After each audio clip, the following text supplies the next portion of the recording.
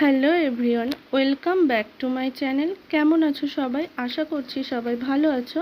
আমিও ভালোই আছি। আর আজকের রেসিপি হচ্ছে বর্ষাকালে বাঙালির আবেগও বলতে পারো, মানে যেটা ছাড়া বাঙালি ভাবতেই পারে না বর্ষাকালে। তো সেই হচ্ছে জিনিসটা নিয়ে আজকে চলে এসেছি। সেই জিনিস বলতে মাছ, ইলিশ মাছ। বাঙালির ভালোবাসা, আবেগ, যা কিছু বলতে পারো। কারণ আমরা যেহেতু বাঙালি, আমরা খাদ্য রসিক। খাবার ছাড়া আমরা কিছু ভাবতেই পারি না। তো সেই মাছেরই একটা রেসিপি যেটা আমার খুব পছন্দের। ইলিশ মাছের অনেক রকম রেসিপি আছে, কিন্তু এই রেসিপিটা স্পেশালি আমার খুব পছন্দের। সেই রেসিপিটাই কিন্তু তোমাদেরকে শেয়ার করব। আর যেহেতু এই রেসিপিতে তেমন কিছু উপকরণ লাগছে না বলে আমি উপকরণগুলো আগে থেকে কিন্তু দেখাচ্ছি। মাছে কিন্তু তেল, লবণ আর একটু হলুদ মাখিয়ে মাছটা কিন্তু কড়াইতে তেল দিয়ে গরম করে নিয়ে আমি কিন্তু হালকা 10 সেকেন্ড মতো কিন্তু এপিট ওপিট করে ভেজে নিয়েছি। কারণ তোমরা সবাই জানো যে ইলিশ মাছ কিন্তু বেশি ভাজলে তার স্বাদটাই চলে যায়, সেই জন্য একদমই 10 সেকেন্ড মতো ভেজে নিয়েছিলাম। মাছ আমার ভাজা কিন্তু কমপ্লিট হয়ে গেছে। এইবার ওই তেলের মধ্যে, মানে ওই মাছ ভাজার তেলের মধ্যেই আমি কিছুটা পরিমাণ কালো জিরে ফোড়ন দিয়েছি। আর দেখো আলু কিন্তু ছেড়ে দিয়েছি। আলু এখানে দুটো আলুকে এরকম একটু লম্বা করে কেটে নিয়েছিলাম। নিয়ে তেলে একদমই হালকাভাবে একটু হালকা লাল হয়ে এলে, মানে হালকা লাল করে আর কি আলুগুলোকে ভেজে নিচ্ছে। খুব বেশি ভাজবো না, হালকা করেই ভাজবো।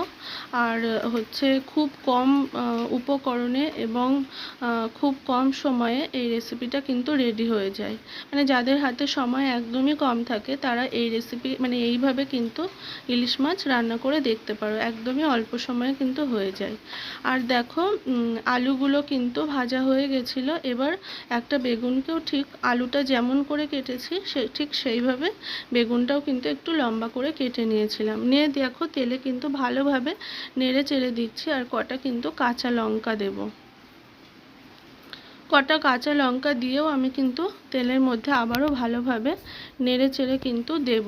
আর হচ্ছে কাঁচা লঙ্কাটা দিয়ে কিন্তু নেড়ে নিয়ে সামান্য একটু হলুদ গুঁড়ো দেব। বেগুন তাড়াতাড়ি তো সফট হয়ে যায়, তোমরা সকলেই জানো। দেখেই বুঝতে পারছো যে অনেকটা ভাজা ভাজা হয়ে গেছে। এবার হলুদ গুঁড়ো দিয়ে দিলাম। আর যেহেতু আমি মাছ ভাজার আগে তেলের মধ্যে কিন্তু একটু লবণ দিয়েছিলাম, আর মাছ কিন্তু ভাজার সময়ও যখন লবণ হলুদ তেল মাখিয়েছিলাম তখনও কিন্তু মাছে দিয়েছিলাম।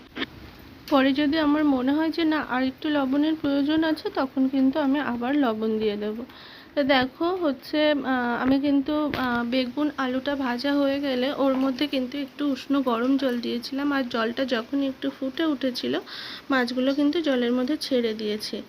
দিয়ে আমি ভালোভাবে নেড়ে চেড়ে দিচ্ছি। দিয়ে 3 মিনিট মতো ঢাকা দিয়ে কিন্তু আমি ফুটিয়ে নিয়েছি।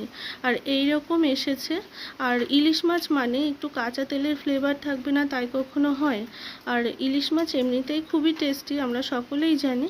আর সেটা যদি বেগুন দিয়ে করা হয় তাহলে তো তার স্বাদটাই বদলে যায়। তোমাদের কেমন লাগলো রেসিপিটা অবশ্যই জানিও। আর যদি ভালো লাগে অবশ্যই লাইক, কমেন্ট, শেয়ার আর সাবস্ক্রাইব করতে ভুলো না। আবারও আসবে নতুন আরেকটা রেসিপি। ততক্ষণের জন্য সবাই খুব ভালো থেকো, সুস্থ থেকো, এটাই চাইবো। এই যে এই রকম কিন্তু এসেছিল। আর আমাদের কিন্তু দুপুরে বর্ষাকালে দুপুরে এরকম একটু ইলিশের ঝোল হলে আর কিছুই কিন্তু লাগে না।